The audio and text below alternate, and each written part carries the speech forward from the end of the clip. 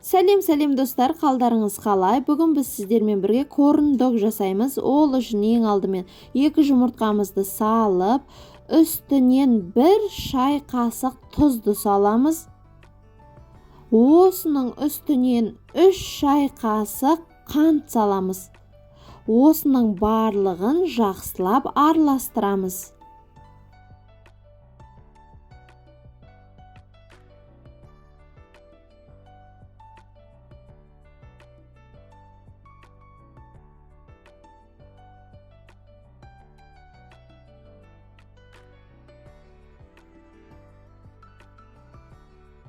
Жақсылап араластырып алған соң, үстінен 1 шай кесе сүт қосамыз.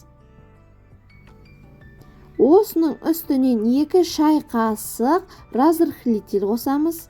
Осының барлығын жақсылап араластырамыз.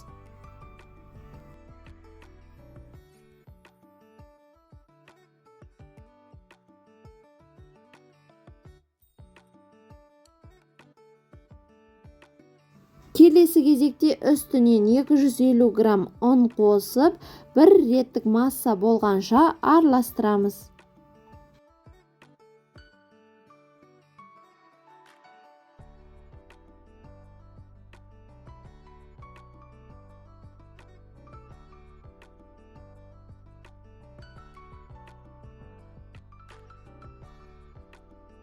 Мінекей достар, 1 реттік масса болғанша жақсылап араластырып алдық. Әзірге қоя тұрамыз.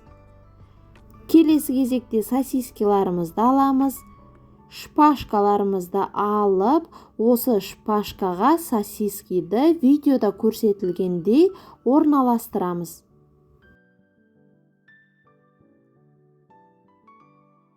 Достар, шпажканың үшкір жағымен орналастырамыз. Тек шпажканы алдынан шығарып алмаңыздар, жеткізе ғана сәл кіргізесіздер достар. Осылайынан барлық сосискиға шпажканы орналастырып аламыз.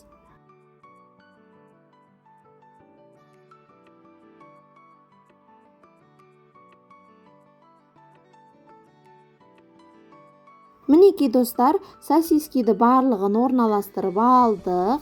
Келесі кезекте достар, сұйық массаны ыңғайлы кесеге, стаканға осындай ұзын құйып алыңыздар. Сосискиді батыруға ыңғайлы болады сіздерге.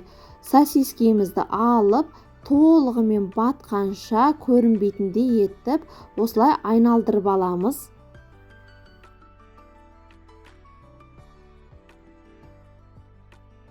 Келесі кезекте қызып тұрған майымызға алып, осылайынан қуырамыз достар.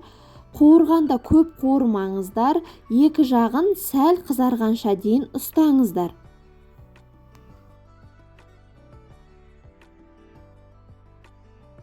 Сосын достар, видеода көрсетілгендей, сосискидің беті сәл ажырай бастағанда екінші жағына айналдырыңыздар.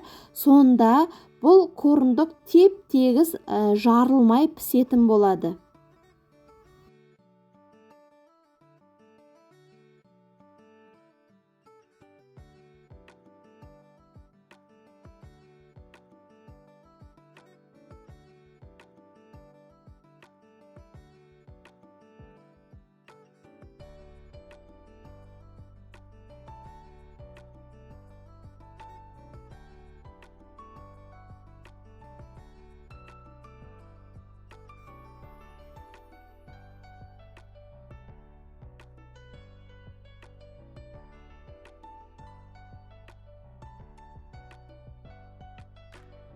Мінекей достар, сәл қызарғанша дейін пісіресіздер де, оны қағаз салфеткаға қоя тұрасыздар, сәл майы сорыққанша дейін. Қалған бөліктерімізді де дәл осылайынан толығымен біткенше қуырып аласыздар.